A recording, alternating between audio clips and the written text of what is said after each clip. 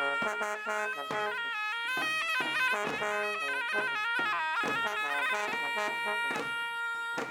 damun burmi ne na tarihi wanda iyayenmu sun fafata, an yi yaƙi da turawa.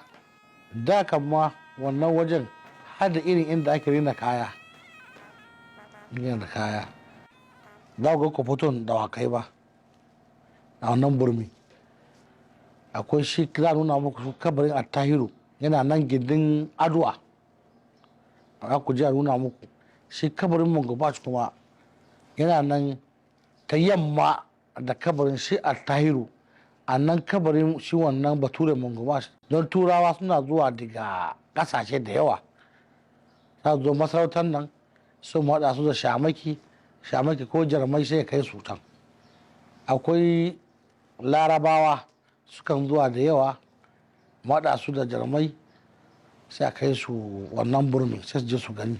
Baƙi abin da yake kawo su suna zuwa suna duba, wasu sun ce su 'yan uwan wannan Mongopak ne, Mongomash ɗin, wannan baturen.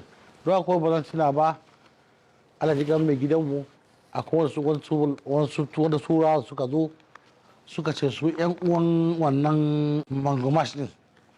Don ina iya tunawa lokacin ma ba na sarauta, ina maina ni ma na je, da ni aka je, muka je da wannan turawan muka nuna musu kabarin shi Mongomash. In kun je za ga kabarin an yi cross a jikin kabarin, an sa cross.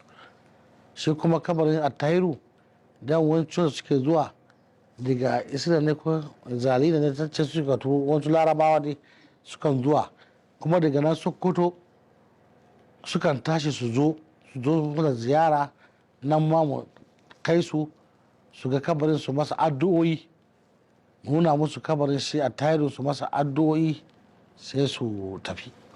Wannan kushewa ce ta Sarkin Musulmi Shehu Attahiru Ahmadu, wanda ya taso daga Sokoto ya zo nan burmi, to Allah masa cikawa nan burmi. Sakamakon tura mulkin mallaka ya fafata da su a Sokoto, sannan ya ce suka ya bi su, ya ce shi ba zai bi su ba. Shi yana nan kan addinin sa na musulunci, kuma dokoki da aka kawo in ba dokar alkurani ba ne shi ba zai amfani da ita ba. Wannan sakamakon ya ce to bare ya hijira zuwa Madina. To hanyarsa ta zuwa Madina suna biye da shi, ya zo shi sauka nan garin burmi domin ya wuce zuwa Madina. To a wannan yaƙi a nan su mutane suka kashe bature, su kuma suka kashe Sarkin Musulmi Shehu Attahiru.